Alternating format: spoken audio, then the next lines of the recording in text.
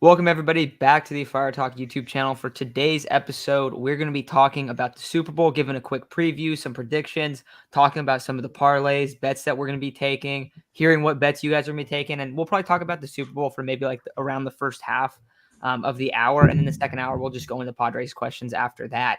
But Chase, I know you had a parlay you wanted to talk about. I have a few that I need to start looking into. I also have a Super Bowl MVP pick, but Chase, what is this crazy parlay you're rocking with? And also, It's a, anyone else listening, let us know what you guys are betting. What are you taking? What are you doing Super Bowl betting wise? so it's a 9-leg parlay. It doesn't have me picking a winner. It doesn't have me picking anyone's money line. So it's Joey B and Stafford over 250 yards, Mixon and Akers over 60 rushing yards, Boyd and Odell over 50, Van Jefferson over 40, Jamar over 50, and T. Higgins over 25. And I put $10, and the payout would be a little over 500. Wait, T. Higgins only 25 yards? That's light work. Mm-hmm. That's I know. crazy. I Nice just want a one, safe bro. bet at That's the end. light work. Yeah, it's light I work. could change it. I just don't want to. I'm already banking on everyone else to pick up a lot of slack. So I was like, I want a safe one in there. You're right, Irie. You got to go get that paper, man. Absolutely. So Isaac, are you taking any bets today? You doing a lineup? I got no bet. Oh shoot! I was supposed to do a lineup. Okay, I'll do that lineup after. But I'm definitely. Did you guys see who's supposed to guard Odell today? No.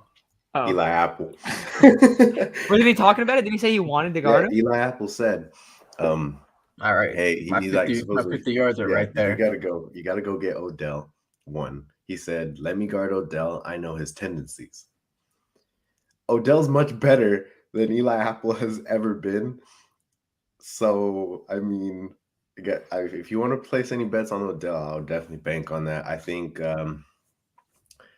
I had to go to Super Bowl MVP, thank you, Andrea. If I had to go to the Super Bowl MVP,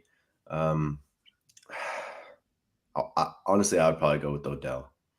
Just because Cooper Kupp's probably going to have a really good game also.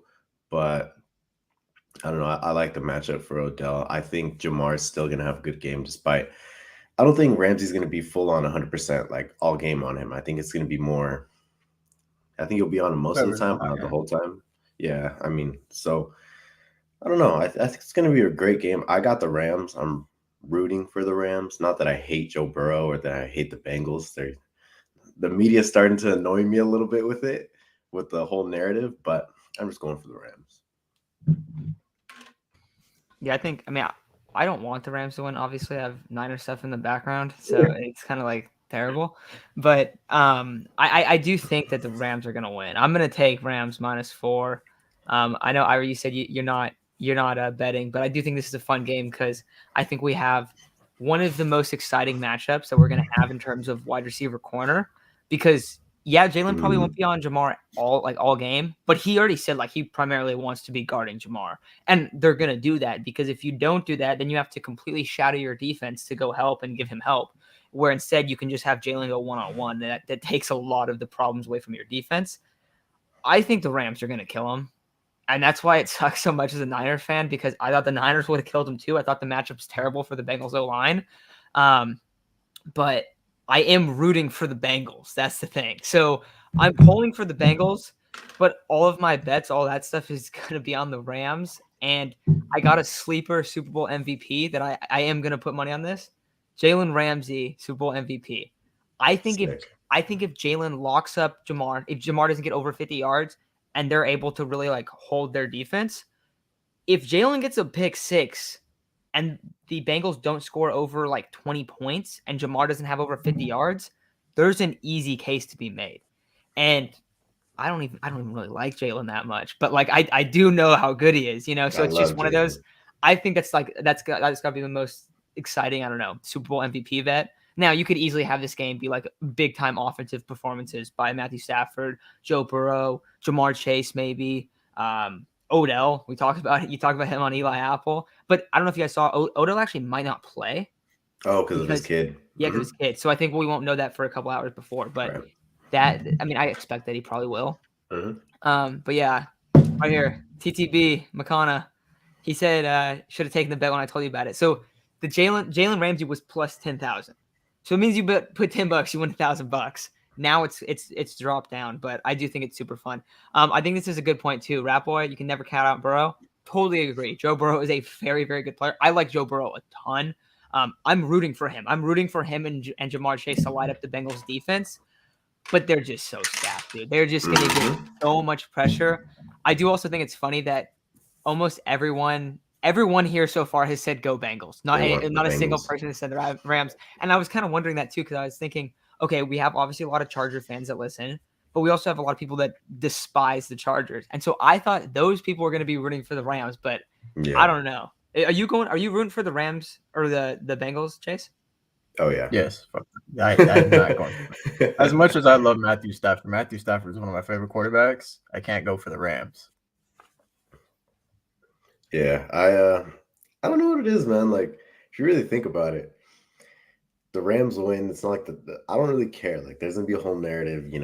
LA is the Rams won LA. Well, the Rams won LA like when they got there. It's not like it was gonna change anytime soon. The Chargers could go to the Super Bowl. It wasn't gonna change. They're never gonna win LA. So I don't care about that narrative. I don't care about whose house it is or whatever they say. I don't know. I just don't want the Bengals to win. Like, it's just getting annoying. It's just getting annoying. Like, I'm starting to see all this stuff on Joe Burrow about. I saw something saying ranking the best players in the Super Bowl. Number 1, of course, Aaron Donald. Number 1 for sure. Number 2 was Joe Burrow. I was like, how? Where? Bro, that's insane. Right? That's insane, bro. I know, that's insane. And I like Burrow. I think Burrow's like top 10. I think he's elite quarterback. Of course, I do too. I really like Joe Burrow.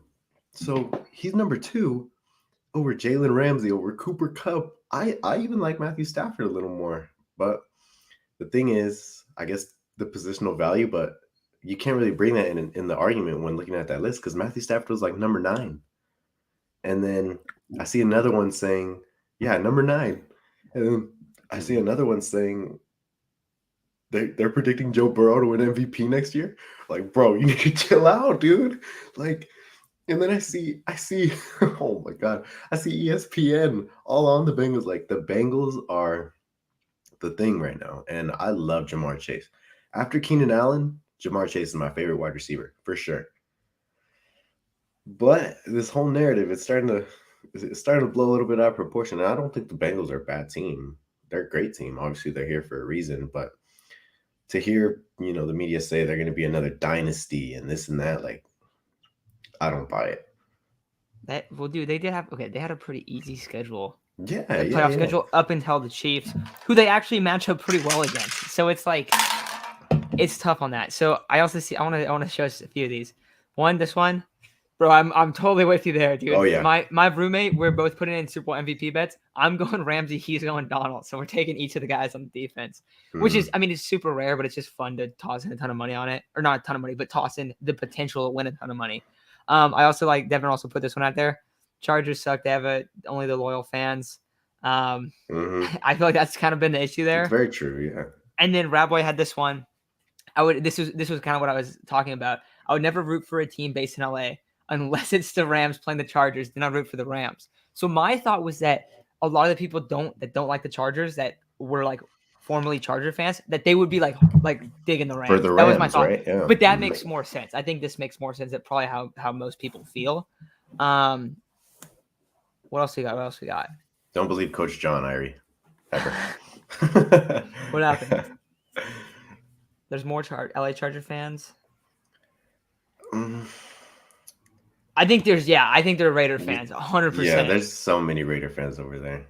Because I think it was like, it's kind of been the cool thing to be a Raider fan, especially back in the day when you look at like, the NWA. They rocked a lot of Raider stuff. Like Ice Cube's a Raider fan, so LA was very predicate. And remember, in the 80s, when the NWA was doing all that, the Raiders were a winning team. They were winning Super Bowls. So I think LA is heavy Raider fans, mainly because of the upbringing of those Raider fans from the 80s. And, they're going to pass it on to their kids, all that.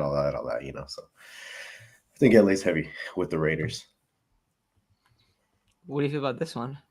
Oh, my God, dude. No way. Come on. on. This is what makes me so mad because like Herbert is every bit as good as Mahomes, but this dude Burrow's taking all the spotlight. Like, bro, it's not fair. Like, everyone wants to say, "Oh, well, Burrow's a winner." Did you guys know that it was 41-22 when Justin Herbert played Joe Burrow? Like, come on. I just like that everyone that's a Charger fan is like starting to get so annoyed with Joe Burrow, and I think it's so funny. But it's only so funny because you guys are defending Herbert with it. Like, and I agree. I think Justin Herbert's a better player. But I just think it's so funny because like I'm seeing it with like every Charger fan I know where it's like, bro, you gotta be joking. I think it's hilarious. It is. All right, I got a question for everyone in the chat. What do you guys do, like your traditions on the Super Bowl? Because I usually do, like I have some like food I make, but I'm not making it this year because I'm not back home. But like, what do you guys do? Like, I want to hear what people do because I know like everyone has like, oh, you know, we always do this or we always have a party or we have like little things that we do. But I want to hear what everyone does. What about you guys? Chase, go for it. Let's see. Last year, I don't even think we really did anything. And the year before that, I worked and my family went over to a family friend's house and I just stayed home and watched the 49ers lose alone because Richard Sherman.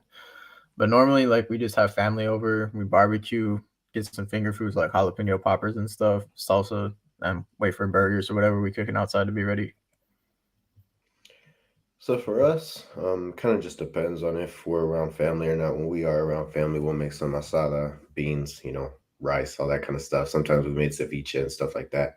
When it's just me and my family, we'll make the asada, but we'll also make like buffalo chicken dip. We'll go get some pizza today. That's actually what we're doing: buffalo chicken dip and pizza. But yeah, my family's coming over today. No, but those were the traditions when I was back home. And I mean, we would come to San Diego to come visit other family too. It's pretty sweet. I like this one by Greg. I always rooted against Tom Brady. I think the only time I didn't was during the Bucks Chiefs Super Bowl. It was against the Chiefs. Then I was like, yeah, let's go Tom Brady. That Super Bowl and also the Seahawks. Those are the only two. And he won both those. So I guess I'll ask the chat: Are you guys Brady fans or are you guys not Brady fans? I'm a Brady fan, and I'm a Charger fan. That speaks a lot.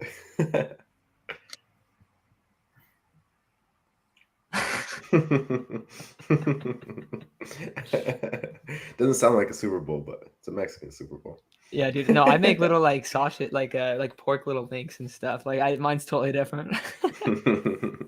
It really depends for me because we'll do like carne asada and carnitas one year, and then like it'll be like burgers, hot dogs, and like completely Americanized food. The duality. Yeah. Mm-hmm. All right, so people aren't digging Brady. That's hilarious. Rank Dude, yeah. Herbert. You want to do that one? Yeah, I'm gonna do that one. In that order: Herbert, Stafford, Burrow. Are we talking where they are right now? I don't know. Dude, a lot of people are saying they hate Brady. Dang. That's crazy. Dude, I understand. Okay, fit check. That's exactly how I feel. I'll go. Wait, actually, okay. Let's finish this right now. Okay, right now, who you got? Herbert's won, 100%. I think. I'm not a Charger fan. I didn't even really like Herbert coming out of Oregon. Herbert is a monster. I think I would do Herbert 1. Oh, it's tough, dude. It's so close. I think either one of these guys are. I forget if it's 8 or 9 or 9 or 10. I think 8 or 9 now because no Brady. That I have him on my list. It's one of the two. So I'd probably go Stafford, only because the supporting cast around Burrow is so good. But also, like, I don't know, dude. It's kind of similar. Like they both got stacked weapons, pretty bad offensive lines. Yeah. I don't know. I guess I would go Stafford, but I think it's close. I think Burrow will end up having a better career than Stafford, though. Mm-hmm. I got Herb, Stafford, and Herb, Stafford, Burrow. So you're doing the same. Okay. Gotcha. Okay. Let's see what we got. I We can't got put Stafford 3. yeah, dude. It's just tough, dude. I like Stafford a lot. Yeah. Tom Brady. What do you got, Chase? You like Tom Brady? You hate Tom Brady?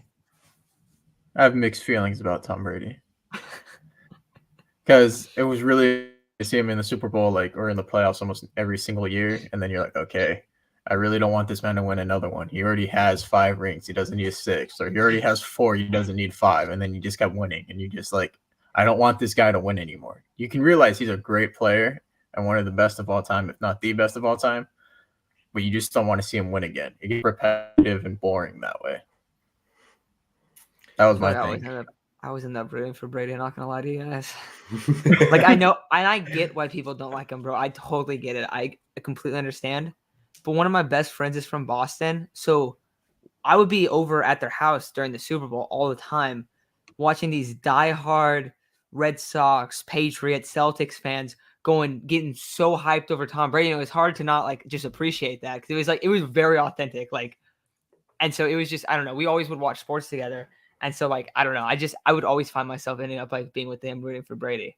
And I also like some of the Brady Super Bowls are like my like favorite sports moments. Like the Falcons one is one of the coolest things. Like it is. It's got to be. And so there's that. The Seahawks one. I mean, I absolutely despise the Seahawks. I know probably most people. I mean, Chase, you feel me, but like if you're not that interception at the one was just like Malcolm Beller's a Niner hero right there. But I don't know, dude. Yeah, I like this from McCullen. Tom Brady's a perfect for the NFL to make sports team a great villain. I feel like that's how it is. Mm-hmm. I have. What do you think about this? What do you think with this stuff? Yeah. Okay, so this is kind of what I wanted to talk about too, I guess. I mean, yeah, he doesn't have a very clean track record. The good thing is that he lost the Super Bowl for the Spygate. I don't know if he lost in the deflated footballs. I don't think he did, but he lost that one. I know he doesn't have the cleanest track record, but if you just, I mean, come on. It's very easy to see the talent that's there. He's the greatest quarterback to ever play the game, and that's despite coming out as a 6th-round pick with like virtually like doesn't really pass the eye test when you look at him. But when you watch him play, I mean, he can't scramble for his life, but he's so good in the pocket. And I remember, if pass rushers were going outside and letting him step up in the pocket, it was game over. If you were doing that all game, it was game over. The only team I saw successfully beat Tom Brady was the Broncos team when they won the Super Bowl, and Von Miller was at that point the dude looked like Superman when he was pass rushing. That's the only team I saw successfully pass rush Tom Brady and be able to put pressure on him. Dude, they played the Panthers. No. The Broncos beat them in the AFC Championship. Oh. Yeah, I think you're talking Super Bowl. I don't know what I'm thinking, bro. That's the same conference. No. Yeah. So, I mean, so the thing with Brady, it's funny because you guys brought up that Seahawks Super Bowl. I actually bet my dad, and remember, I was like a freshman or a sophomore in high school, so $20 was a lot to me because that's all I had. And I bet him $20, and they're I bet on the Seahawks. And then the Seahawks are in the 1 yard line. I'm like, oh, let's go. I'm about to make my $20. Interception. My day was ruined, dude. It was horrible. It was the worst thing ever.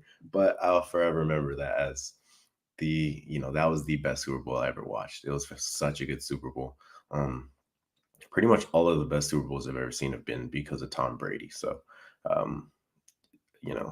I truly admire Tom Brady, and that's as a Chargers fan. If you're a Chargers fan, you remember the Marlon McCree game where Marlon McCree fumbled the game away. You remember when Phillip played on a torn ACL, and who did he lose to? Tom Brady. You remember when in 2018, I mean, how hype the Chargers fans were in 2018 because we were so good. We lost by like a gajillion to Tom Brady. So I hate him, but I like him. Yeah, I feel this. And also, what was it? Rabbi said apparently Deflategate was a scam. Dude, I've heard that too. And Deflategate was always so weird to me because I didn't really know, like, I was kind of confused why, like, Brady was involved. Like, I kind of get it. I don't know. There's like, Bill Belichick, like, filming the Jets practice. All right, bro. Like, that one I see. I definitely get that one. But Deflategate was always weird to me. So I try to like, I don't know. I guess maybe it's not fair, but I kind of don't really count that against Brady. What else we got? So you know the deal. Okay. What's your team? Oh, wait, it looks like you're a Cowboys fan. Never mind. Because that's like what a ton of people that I know that are Bears and Packers fans rip Stafford, right, for not being clutch in the fourth quarter. But like Stafford has I think he has the most comebacks in the fourth quarter of active players right now out of the entire league because Brady retired. Like Stafford is one of I always think of him as one of like the iciest players at the end of the game. Like he is good. He throws a lot of picks, but that's because they're always losing.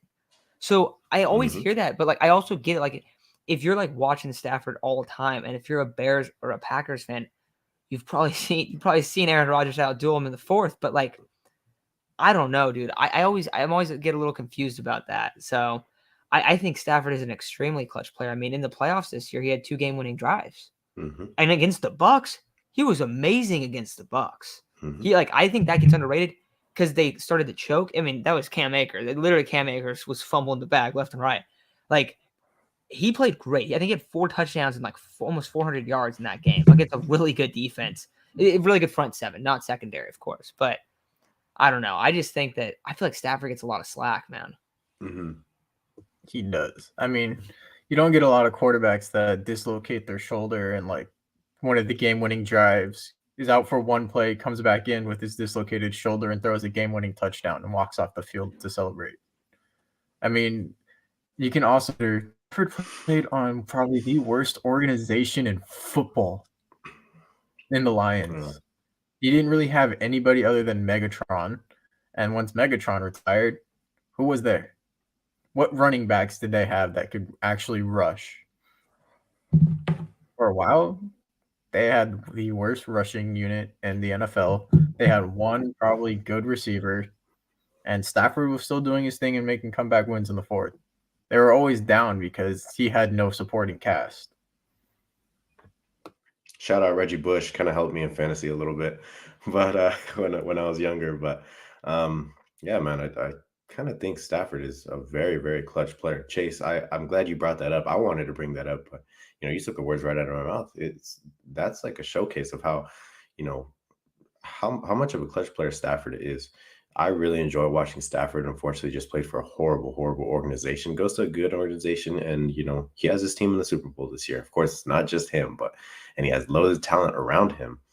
But it's been really fun to watch him so far with an organization that puts a bunch of good pieces around him. And watching him and Megatron, man, Megatron was, I think, I think of all the best receivers I've ever seen. I think AB, Calvin Johnson, Julio Jones, Steve Smith, a bunch of these guys. And I think Calvin's the best I've ever seen, right in front of AB. And I want to say Julio at number 2. I don't know, though. AB or Julio? The problem, okay, so Julio is one of my favorite players. When Julio retires, I'm going to get a black Falcons jersey, 100%. Because I think that is like one of the coolest jerseys, like besides the Mike Vick one. Absolutely. The problem with Julio is that Julio only played like 80% for his whole career after the foot injury. Like we didn't see like healthy Julio at all in the NFL. Like I feel like that's one of the saddest things. Like that and Luck are like the 2 like saddest stories of like our age group. Because Julio was probably like the best wide receiver prospect since probably Calvin. I'm with you. I gotta share this about Stafford real quick. This year, here's Stafford's fourth quarter numbers: 71.6% completion percentage, 1,118 yards, 12 touchdowns, 0 interceptions, and a 126.4 quarterback or passer rating. That is my God. Clutch. He leads basically the league in all of this stuff. And just for reference, like Stafford throws a lot of picks. He's thrown 12. He threw not 12. He threw 16 this year. That's all in the first 3 quarters. He hasn't thrown a pick in the fourth quarter yet this year. So that's pretty crazy, dude. That's some elite stuff. And I think he's number 1 right now in fourth quarter comebacks in the league for active players.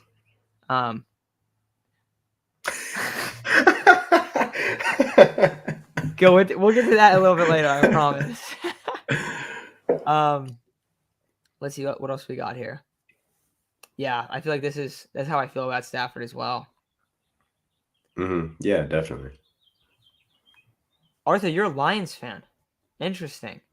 So you're a big fan of Stafford, probably. I'm assuming. Thoughts on Dan Campbell? I thought he looked pretty Oh, good, man. yeah, I think I that there like was nothing him. to work with. Yeah, I like his whole mentality. Go out there, break some jaws. Just kidding. I think it's funny. I think he's Was cool it though. bite their kneecaps? Yeah. I think it's funny. I think he's cool. This is a fair point about Matthew Stafford. If Kowalski could catch a ball, True. that would have True. been a pick. That would have been a Yeah. backbreaking pick. Oh yeah. So that is a fair point. But I don't know. I think the numbers are still there for him. All right, what else we got on the Super Bowl? Anything you guys Oh, want to discuss before we start talking some Padres stuff? How are we feeling? I'm getting on my hands and knees and praying that this is the case next year, dude. I swear, I pray to God. Dude, last time I mean, I'm a Lakers fan, so I guess you can count the 2020 championship. But before that, the last championship I saw was in 2010, Kobe. Bro, I don't see anything. I don't see anything cool. You guys seen this? I think this would be so sick. Dude, Gronk's still good. I don't Mhm. think people realize that. Like Gronk is still a really, really good player. He kind of gets yeah, he's older. He's not producing as much as he did in his prime. Dude, there are so many mouths to feed in Tampa Bay. Like that's the reason he's not. He's still like a go-to player when it matters. If he's on the Bengals, does that mean that they have the best weapons in the league next year? I mean, it kind of depends because we don't know where some guys are going to go. But assuming that most teams are in the same kind of area, Mm. and McConnell, that is just uncalled for.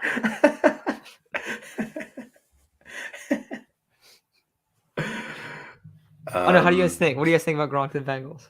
So I saw his comment about wanting to play with Joe Burrow. That would definitely, and I think Uzama. Did he tear his ACL? No, but he's out. I think he's out this week. Yeah, I he's think he out had a this bad week. ankle sprain or something. Yeah, so I was thinking for next year. I think Ozano's kind of an underrated tight end. I don't think he gets talked about enough. I think he's pretty good. Gronk would definitely make them the best. They'd have the best receiving weapons in the league. But I think that's kind of an obvious for if Gronk were to go to the Bengals. Okay, apparently Uzama's questionable. Hmm. And also, this was the comment that I was mentioning. Yeah, man, out here like last championship. What is that? Really? Come on. And then look at this. Greg giving us the perfect question Great question. to transition from the NFL to the Padres. Look at that, beautiful. Mm-hmm. Do I think AJ Brown has any chance to play baseball next year in spring training? Yes. Yes, in spring training. No, for real. Yeah, that's usually how it works out. If there is an NFL player like, hey, I want to go play baseball, they're like, okay, here's your spring training invite. You're going to get a couple at bats and then get sent home within 2 to 3 weeks. Yeah. They never stay for the minor league season. Though AJ Brown seems a little more insistent than NFL players in the past. I doubt the Titans are going to let him play, though. Yeah, so Mike Clevenger responded to his tweet. I think Joe Musgrove did too. I know the Padres did also. So, it's going to be, if it does happen, it'll be for like a marketing tactic. You'll see Titans fans tune in. You'll see us Padre fans tune in too, of course. And I think I think that'd be great for us. I think that'd be great for our team. AJ Brown with Fernando, with Manny. I think that'd be such an awesome sight to see, especially because AJ Brown's one of my top 10 favorite receivers out there right now. I normally love having him on my fantasy team. I couldn't get him this year, but he's just a super fun player in the NFL, and it'd be really fun to see how he'd do in spring training. Because you're right, Matt. And Chase, I don't think he'll get any regular season reps, just spring training. It'd be super cool though. Mm-hmm. It'd be super fun, Yeah, and it definitely would be a absolutely. good thing for the Padres. Mm-hmm. I was thinking about it. Would you guys consider getting an AJ Brown Padres jersey? I don't know if I could, just because like I'd have to get Cronenworth or Machado first because I don't have either of them. But if I had like a nice jersey collection, I would definitely go with it. I would, but I got to get Musgrove first. I got to see if he's good or not. He's got to be good. Yeah, he's got to be good. Yeah, I feel like I think my next one. So what jersey are you guys getting next then? I think I'm probably gonna get Machado, I think. What do you got right now? I just got a Tatis jersey right now, and I have like some. I think I have a Chris Young jersey. Chase. I have a Myers jersey that I can't wear anymore because it's signed. I have a Giles, and then I have a couple that are no name. So I'm probably gonna go Musgrove next. If not, yeah, probably Musgrove. I don't know who else I would want yet, other than Tatis and Machado. But Yeah. So right now I got the white Tatis, and then I got Tony Gwynn, the batting practice one. So I got those two. I don't know. I've kind of been debating right now which one do I want. I could either go with the I have an sand. Alexi Amarista one Oh God. from spring training. It's a player worn jersey, bro. It's Player actually worn. That's dope. pretty sick. Yeah, that's sick. Bro, it's a spring training jersey. This shit fits perfectly. It fits you? Oh yeah, dude. Oh damn. That jersey's big on me. I don't know how it fit him. Yeah, I was gonna say, isn't that Dude, because you're significantly bigger than Amarista, Yeah. right? Like, Yes, dude. It fits me like perfectly. Either that guy was absolutely built, or I'm just I don't know, bro. So I don't know which one I want next, man. I was thinking about going with a Sand Cronenworth, but I don't have Machado yet, so I feel like I gotta go with my Chase is gonna get a Hosmer jersey. Yeah, if Hosmer actually, I'll say if Hosmer hits over 30 home runs, I'll get a Hosmer jersey. I I'm doubt putting it. it in my notes. Okay. Put it in my notes. Oh, wait, what was it? How many? I say if Hosmer hits over 30 home runs, I'll get a Hosmer jersey. Well, that's impossible. Yeah, Chase, that's a good one. Yeah, It's a great bet, man. You're doing yourself some good. If Hosmer hits over. You're documenting this? I have to. See? He is. Are you got a documenting. Myers? You got Myers for Machado, Cronenworth. Yeah, I think Cronenworth is a really good one to get. I got a note. Let's see what this one. Yeah, you have to get the fan one. I get that. That makes sense. Oh, true. That's very true. Yeah, that's true. Apparently, there's a sale on Hosmer jerseys. No. Sign of things to come. Dude, No, that's not gonna happen. I thought I had a PV jersey too, but I don't unless I like lost it or something. I swear I had one when I was a little kid though. I always did. I think of that, definitely 'cause had one when I was a little kid. I don't know where it's at though. That's how that's how I have like the Chris Young one. It's so weird. Yeah. Let's see. I think that's the only thing. Of course, I have like the other ones that you get like at the stadiums for like Benito Santiago. I think I have a Kennedy one. Yeah, actually, the Tony Gwynn jersey was the first Padres jersey I ever got, and the Tatis jersey is the first Padres jersey I ever got myself. My dad and like my parents never really got me Padres stuff as much as we watched the Padres. Like they kind of sucked. So my dad would always, instead of getting me Padres stuff, I was heavily into the Chargers more than the Padres because of LT, Gates, Rivers. I like them a lot more, so I'd always get Rivers, Gates, LT stuff. Very rarely would I get Padres stuff. I got like a shirt, but it was a no-name shirt, and yeah. So I don't know. The Tatis jersey, not Tatis. Gwynn jersey was my first. I used to get a bunch of hats. That's what I would get a lot of Padres stuff. I don't have that many Padres jerseys. I have like a good amount of football jerseys, but not baseball, not basketball. I mean, actually, I do have some like random basketball ones. But yeah. Should we do this? I think I only have a Duncan jersey.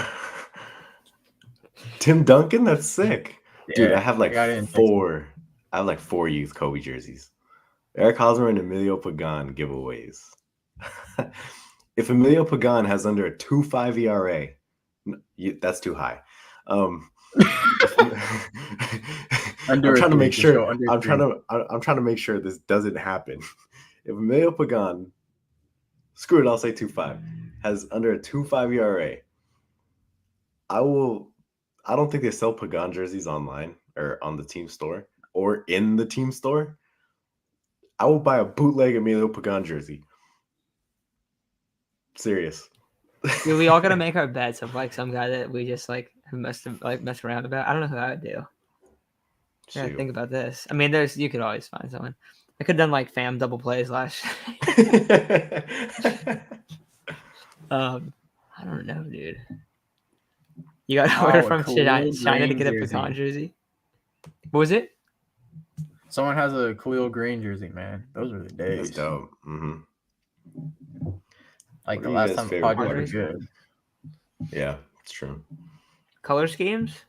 I really like this one. Yeah, my favorite's the navy and orange, the white Exactly. pinstripes. Oh, Yep, Beautiful. that's how I feel. that's it. That's I thought we way should too have long brought for the those segue. back instead of the brown and I yellow. thought so too. I thought they were gonna do it. I thought they were gonna hit us with like a little surprise, but nah, they lied. See, the reason why I like these ones is because I do like the brown ones because they are pretty unique. But this is also a unique color. Like having the orange, white, and navy blue. Like you don't really see teams like that much. And it's also like to the Tony Gwynn era of the Yeah. Padres too. So that's why I like that the 98 most. season. That's why I Yep. wanted them. I mean, these are. I'm not gonna lie. Like these ones we have right now are beautiful. I think they're a top 5 jersey in baseball. Like the sand one. Oh my goodness. Just all of it goes together so nice. That one's so beautiful. But the white on white is just it's so clean. I mean, you could say that for all teams, but it's just something about this white on white that's different. What do you guys think about the brown one? I'm not gonna All lie, brown? it's not my favorite. All brown? Yeah. Not like I don't like hate it. I just think that the other ones are better. Right. Yeah. The other ones are definitely better, but I'm not gonna lie. The brown has grown on me so much ever since I first saw it. But I think I just like the other ones better because it's like pinstripes. I love pinstripes. I'm a sucker for pinstripes, so I am too, man. they're so cool. Hey, one sec. I'm getting a picture of the Padres jerseys up. Okay. I want to see what you guys really like. Dude, The 98 pinstripes are probably my favorite Oh, all-time Padres jersey. oh yeah. The pinstripes, man. Yeah, was there Okay. another one? So you guys know how the Padres have had so many like different versions of let's see this. Probably have a Euphoria ad here too. You know what? The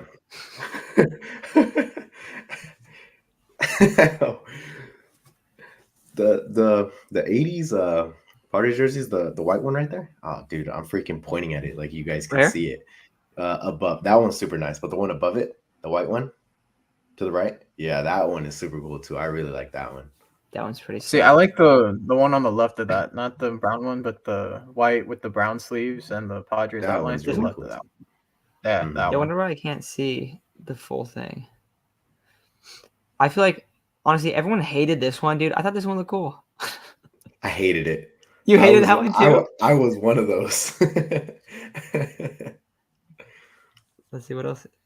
So yeah, I don't know. Those are the ones I like. I feel like this one right here and this one are just. So I think those ones are sweet, dude. I think those are like the best ones out of these. Mhm. I don't know if I love this like gray, like I didn't like the That one's color. alright. okay. That one's okay. I just feel like it's kind of like a plain color. There's like not much to it. This one I think is so sick though. Yeah, I'll tell you guys which ones I hated. The ones so when they got rid of that navy and orange, they changed. I don't even know what it was, dude, but they changed it to like a Was it different the font. beige? I don't think it was the beige. I can't see the font on here, but my goodness, did I hate it. Let me see if I can find it. Oh, Devin says okay. Agent Cody says he liked the camo jerseys. I see a few people are saying that. Devin said that too. The And then navy Devin also blue said camo jerseys were hard. Oh yeah, those were. The thing I dislike about 2016 and 2019 is the letter font. Yeah, it is kind of weird, huh? those ones suck. That's Oh pretty bad. yeah. I hate those. I hate those. Yeah, dude, there's some. Padres have some weird jerseys, dude. They've bounced around to a lot of different colors, Mhm. like very different jerseys too. That's the thing. The 2016 ones were pretty nice too, with the yellow outline. Yeah. Oh, I love those. Yeah, those are cool. Yeah, people are People are digging the camo ones. I think it's a pretty unique jersey too. I think it's pretty cool. There's just some camo ones, like the green ones. I think they have some green ones, right? If I remember correctly. It depends on That which was- one it is. Yeah. I didn't like those. The ones they rock now are cool. I like them. Yeah. So what else? What we got? Any questions we got here? We're dying out. We talk about jerseys for a minute. Yeah. Padres, football, whatever you guys want.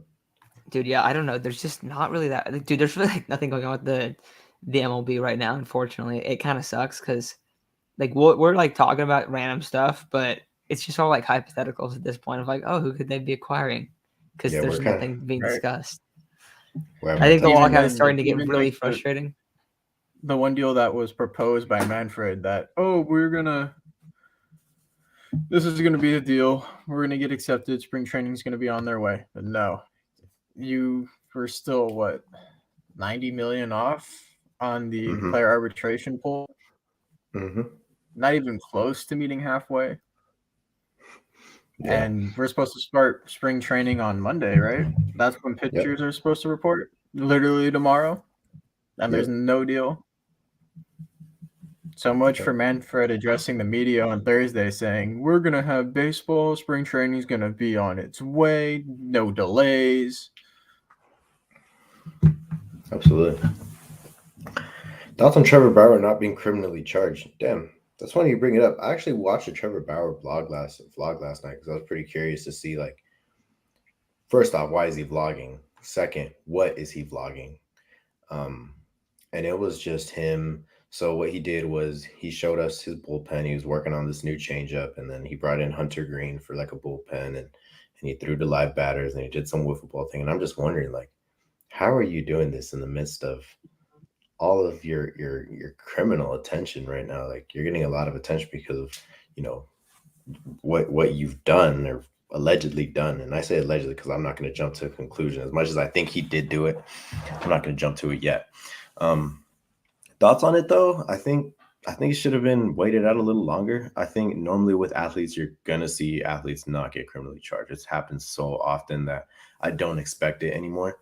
Yeah, exactly. They got money. So not surprised. Not surprised. I guess that would be my reaction. It's also so hard to criminally charge someone for a sexual assault case. Like it's usually what happens is a civil case because it's never gonna be super cut and dry. Like it's really hard to have that come out. Just like the way that the law is written, it doesn't really allow for that. That's why you see more people get criminally charged because you can make it almost like it's most likely that because like it's different. The verbiage is different in a criminal case opposed to a civil case, and that's why that usually like people will settle and go to civil cases. Sorry, showing off some lawyer knowledge.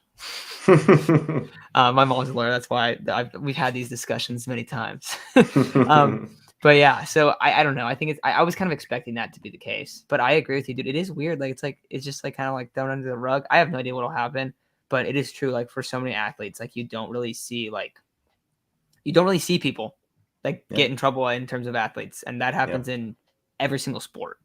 Yeah. So even with domestic violence too. Yeah. The only reason, who was it?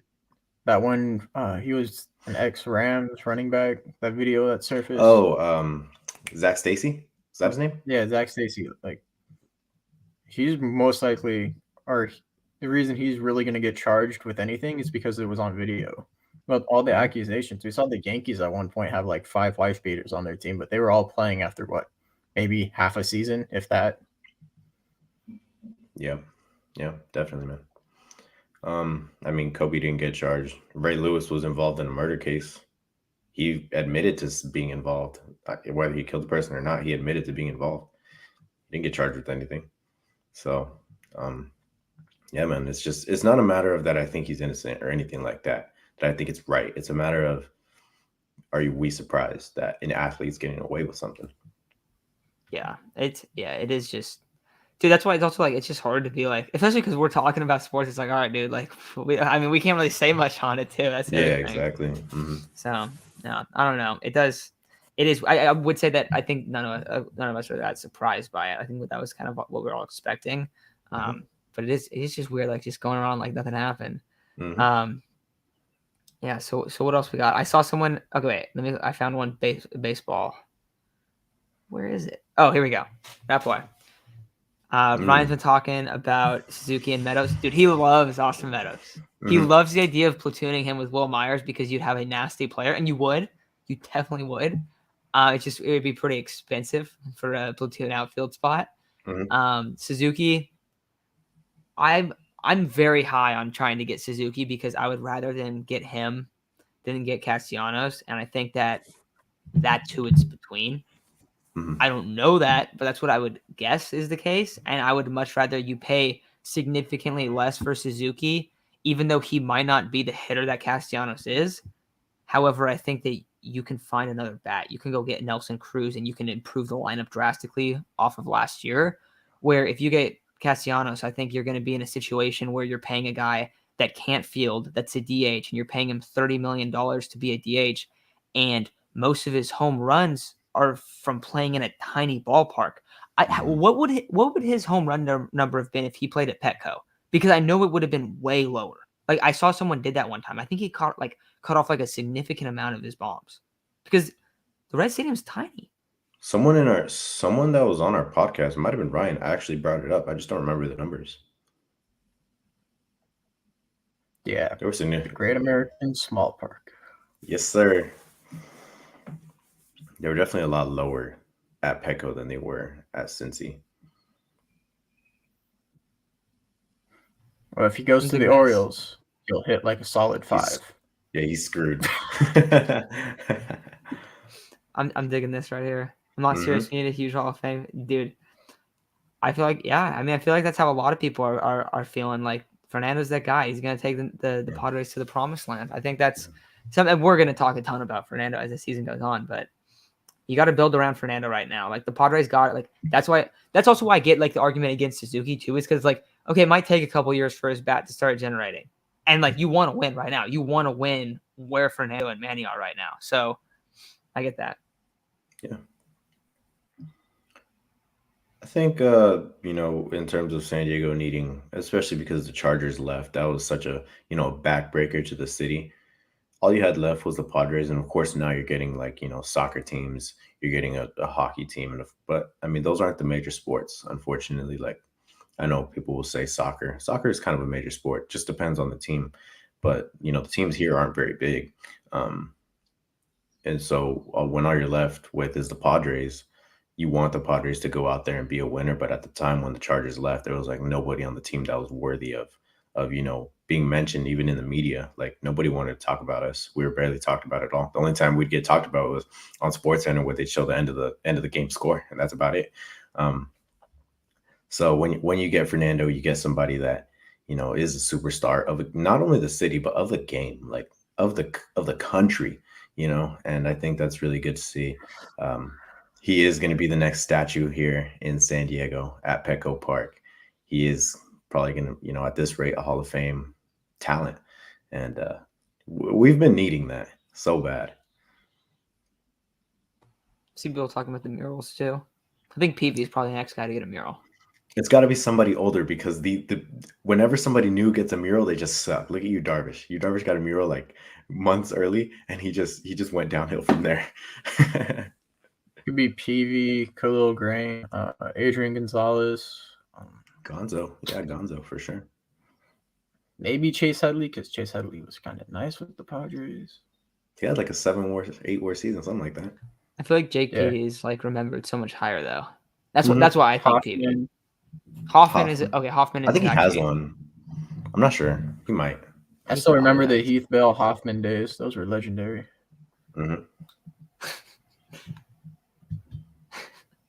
I saw Gil commenting the soccer scores earlier. Dude, I used to watch soccer a little bit. I used to watch soccer a little bit, but I just kind of, I don't know, dude. I haven't got that into it ever. Nah. Dude, it's hard for like American teams to be big because the whole soccer scene is in the EU. Dude, the one time I was really into soccer, we were in 8th grade, or we were in the summer after 8th grade. Oh, it was And during the U 8th grade because that's when the the World World Cup Cup. was there, right? Yeah, the World Cup, and the U.S. team had like Clint Dempsey, I forgot his name, Tim Howard or something I like that. wasn't They even had a going for the U.S. I was going for Mexico. dude. I was hard for the U.S. and I had never seen soccer before, but I don't know why. It was just this instance where I was into soccer. It was fun. I was remember really into that. it around that time. Mm. Oh, go ahead, I Stace. specifically remember that because I woke up extra early to watch Mexico and Netherlands playing. I think it was the quarters, and Mexico lost at like 86 minutes left because Netherlands scored a really nice shot for a goal, and they just couldn't come back. It just missed Ochea's hands, and I was like, "That's the game." And I woke up extra early just to watch them lose. I was upset. Yeah, I feel like I got into soccer in like the same time that you were saying, Isaac, just because I used to play FIFA, and so then I started Yeah. really liking soccer, and then they screwed up FIFA, and then you couldn't buy coins anymore because I wasn't good at FIFA, but I could buy coins so I could have a stacked team, and then I just stopped playing after that. And then I just got out of soccer. It was shortly lived, but I don't know. It was definitely fun. I do have okay. I think we'll probably take off after this next Padre question, but Irie has a good one. With our current roster, I think Isaac dropped off. I think he was frozen. Isaac's Wi-Fi died right now. Okay, well we'll rock. We'll end it with this one. So, 1 second. All right, here we go. With our current roster, who do you think is going to be leading off on opening day? That's one of my biggest worries. We need CJ or somebody. I think if CJ Abrams is starting at second base, then yes, we will see him leading off. Maybe. I don't know about initially, though. But with the guys that are currently on the team, with guys I think they're going to add, I don't think that CJ will be like the opening day second baseman starter. I think it'll be Cronenworth. I think Cronenworth will be the leadoff hitter. As of right now, adding no one with our current roster, I'm going to say either Profar or Grisham because Profar is probably going to be the one that fills out that left field spot if we don't go out and get anyone. So I like Profar leading off, though with the DH, he can hit him 9 and have Grisham leading off, and then that works pretty well because you have 2 leadoff hitters that way. But it's probably going to be Grisham with Profar hitting 9 or Profar hitting 1 and Grisham hitting 2. So you think Grisham hitting 2? I think Fernando will hit 2. That's my thought. I think that your best player should hit 2. I think 3. I like 3 a lot because you can get more people on base that way. Yeah. I think, yeah, I see a lot of people. I see a lot of people saying Trent. I could definitely see Trent leading off. I just think that he's been so inconsistent, so I don't know if it's going to happen. I don't know how confident I am. Grish, then Nando, Cronenworth at the 3 hole. I could see all that. I could definitely see all that. I think that it's more likely, since there's a DH, that Grish will be 9 until he can start consistently hitting. And maybe he comes up. Maybe he hits leadoff sometimes. It just depends on who's playing. But I think your most likely everyday leadoff hitter will be Cronenworth. See, the reason I say Profar and Grish hitting 1, 2, and then Tatis hitting 3 is because then you could put Machado clean up. So if Tatis doesn't bring those 2 runs or you don't get on base, Tatis might get on base. The Machado's there.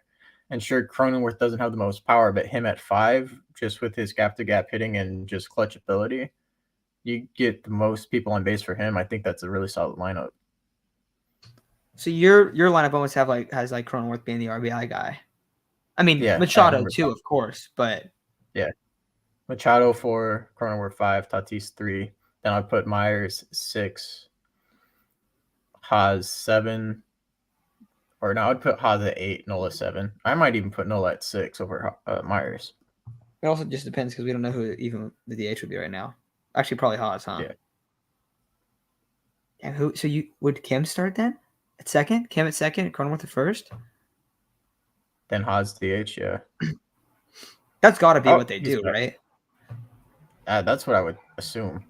I mean, if they seriously rock with Eric Hosmer at first base, that's insane. That's a crazy thing to do. Like, he's been so bad. That would be. Do you think? Okay, that's what we'll end it off on, I guess.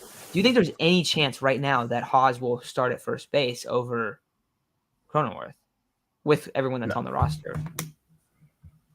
If they don't move him, of It course. shouldn't be. It He shouldn't has to be be. a DH, right? I would. So I can't stand watching Hosmer field a ground ball or try to pick, or even just catch a ball thrown to him at first base because he makes that a challenge sometimes. So I think I do think there's a chance that he ends up being the starting first baseman, as much as I hate to say it, just because of the cap, not cap, but financial, the financial hardships of the Padres right now. But apparently Peter Seidler is allowing AJ Preller some financial flexibility to be able to spend a little more, and I really admire that from Peter Seidler. I think that's something I got to throw in. But if that's true, if that report is true, no, I don't think we'll see him as our starting first baseman. I think he'll probably be the DH. Horrible DH, by the way. But if that report's not true, yeah, I think he's going to end up being the starting first baseman. And I think that's something that I'm starting to, take in day by day, starting to realize that it's an actual possibility when, I would say like a week or two ago, I was thinking that, okay, Eric Hosmer is going to be off this team and we'll be all right. But no, man, I'm really starting to think that he is going to be on the team, and whether it's a DH or first baseman, you're going to have one of the worst at the position no matter what. Yeah. I see. Who was it? Fam said Cronenworth playing second base and Hosmer starting at first base due to the salary. I think that's the reasoning behind it too. Mm-hmm. I hate it, dude. I think that is like the worst thing you can do in sports, because it's not like it doesn't happen all the time. It happens all the time. When John and Craig came on, when we were talking about Yu Darvish, they said the same thing. Like, you're gonna see Yu Darvish start because of that, even if they know he's gonna get hurt. If you are already paying your guys a certain amount of money, all you should be doing is putting your guys in the best spot to win. If he's making $100 million next season, if Eric Hosmer making $100 million next season, you still don't play him at first base. Why? Because he's not good at playing at first base. Mm-hmm. You can find a guy that's better at him at doing that. So to me, like, I don't think you're wrong. I think you're right. I think that's what's going to happen.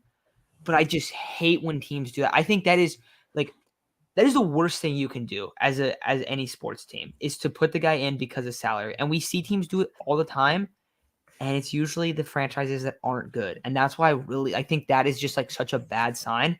And I feel a lot better about the Padres this year than past years, just because they bring in Michael Bradar as their hitting coach. They bring in Ruben Nebula as their pitching coach. You have Bob Melvin as your manager. That's elite. You have Mike Schmidt as your developmental coach. Like, those are elite coaches. If Eric Hosmer is still playing at first base, there's still fundamental issues within the Padres organization. And I don't think I'm going to change how I feel about that, but it's just crazy. Yeah, I think I think it's a good answer too, right here. That's it. Like, I think you're right. So my problem is that, yes, you can make him in. He's making too much money for him just to be a DH. But at the same time, you're paying him all this money just to bring you down. So why not try to maximize his efficiency instead?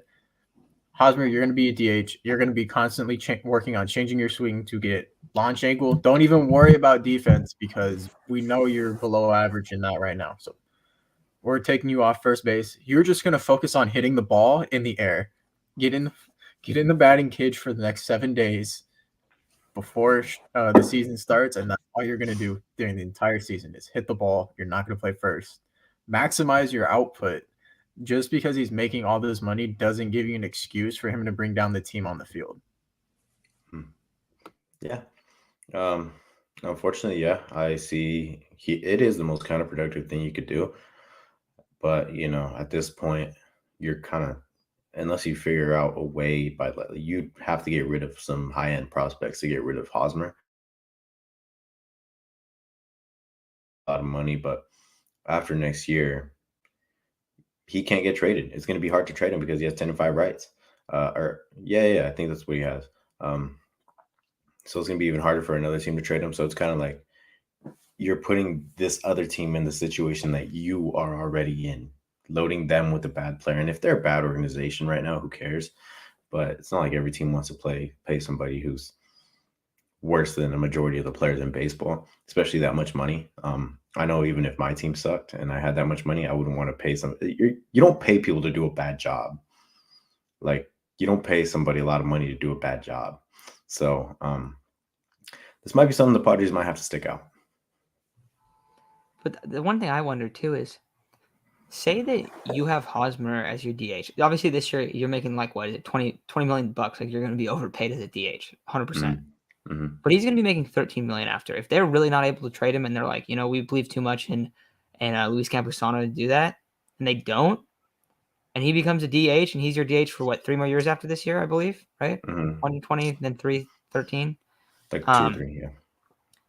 That's not the worst case. If he's hitting over 20, like around over 20 bombs, okay, more like if he's hitting with over a 400 slugging, and he's hitting 280, you can 100% win with that. Like, that's not that bad of a loss. Yes, you're probably paying him too much, and you don't have a ton of power at the DH spot. But hey, there's like, you have Fernando hitting 40 bombs from shortstop. So that's like you're making up for your power in other spots of your lineup. Cronenworth is an above average power hitting second baseman. I mean, most of the guys at that spot do not hit much. Now, I know there's a couple guys that absolutely hit bombs, but like, you can make up the power elsewhere. But if he's a solid hitter, like, I don't think my frustration with Hosmer would even be that much anymore. Like, it wouldn't be that big of a deal. But I don't know, dude. I just think, like, if they play him at first, I think that is such a bad idea. Absolutely. What else we got? Anything else you guys want to talk about? Take off? Gonzalez would laugh at Haas feeling first every day. I mean, us fans laugh at Haas feeling at first every day. So wouldn't be surprised if a professional. There's always that video circulating every 2 months. Give it 2-3 months. There's always a video circulating of Hosmer's errors. Mm-hmm. Absolutely. All the overrunning of the infield pop-ups. Mm-hmm. Oh, God. Those are bad. Yeah. All right, guys. We're going to take off. Thank you all for listening. Had a fun time today. Hopefully the Bengals win, but probably betting on the Rams a lot. Isaac, I think you're like the only person that's rooting for the Rams. I know. But yeah, guys. All right. We'll talk to you soon. We're not going to have a video out on Monday or Tuesday, but on Wednesday we'll be coming back. And actually, something really cool. Wednesday will be our 1-year anniversary on YouTube, which is pretty awesome. So we will be posting on Wednesday. We'll bring it up then too, but super fun stuff. Thank you guys all for the support. We're at over 1,300 subs in the first year. That's pretty sick. I was not expecting to do that. Probably would have been pretty stoked, like 400 or 500. So it's been super fun. But thank you all for listening. Hopefully, I don't know. Whoever you're rooting for in the Super Bowl, hopefully everyone has a good Super Bowl, gets to eat all the foods that they eat every year. But have a great day, and we will talk to you guys on Wednesday.